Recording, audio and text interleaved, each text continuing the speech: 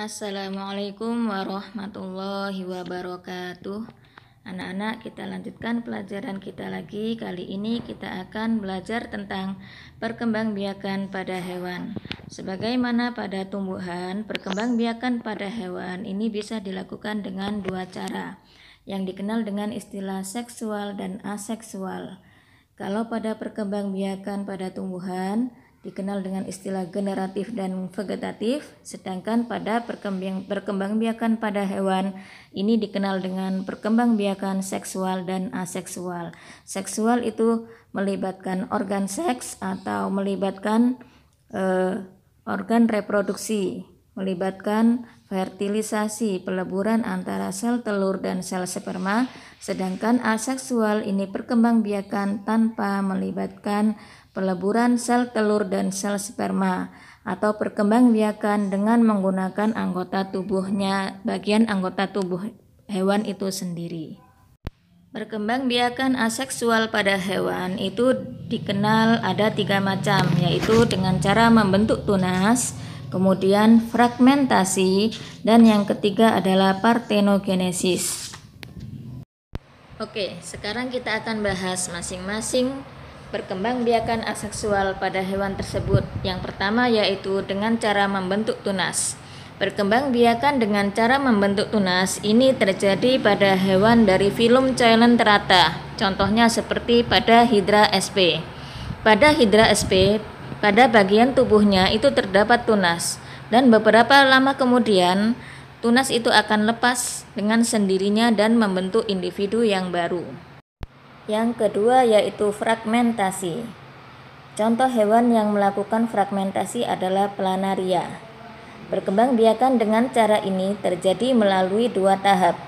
Tahap yang pertama adalah fragmentasi, yaitu pematahan atau pemotongan tubuh induk menjadi 2 bagian atau lebih.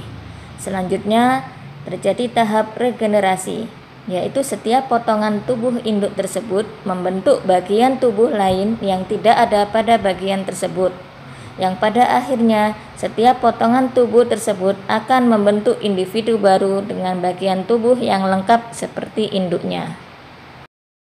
Jadi setelah terpotong, planaria yang hanya memiliki bagian kepala, dia akan membentuk ekor. Planaria yang hanya memiliki bagian ekor, dia akan membentuk kepala. Dan planaria yang hanya memiliki bagian tengah tubuh, dia akan membentuk bagian kepala dan ekor, sehingga terbentuk planaria baru yang utuh dan lengkap. Yang terakhir yaitu partenogenesis. Partenogenesis ini merupakan proses perkembangbiakan sel telur atau embrio tanpa melalui fertilisasi oleh sel sperma. Partenogenesis secara alami dapat terjadi pada hewan lebah, semut, tawon, kutu daun, dan kutu air.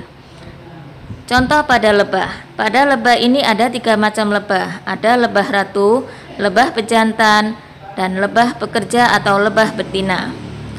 Pada lebah ratu, dalam sel tubuhnya ada 32 kromosom.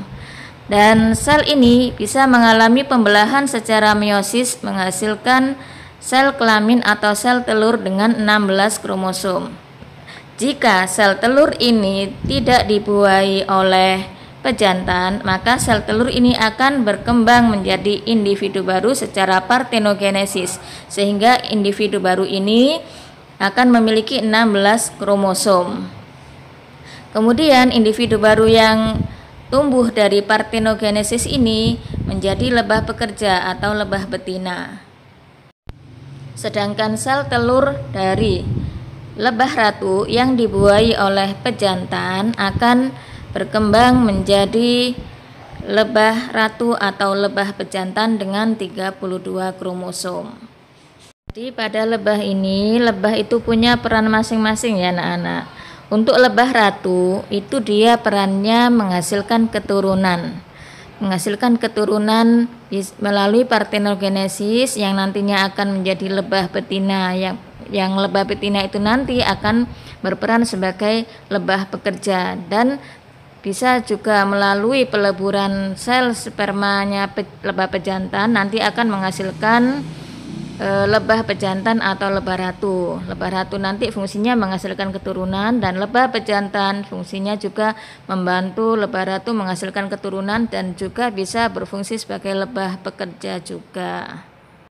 Demikian penjelasan tentang perkembangbiakan aseksual pada hewan. Semoga bermanfaat. Assalamualaikum warahmatullahi wabarakatuh.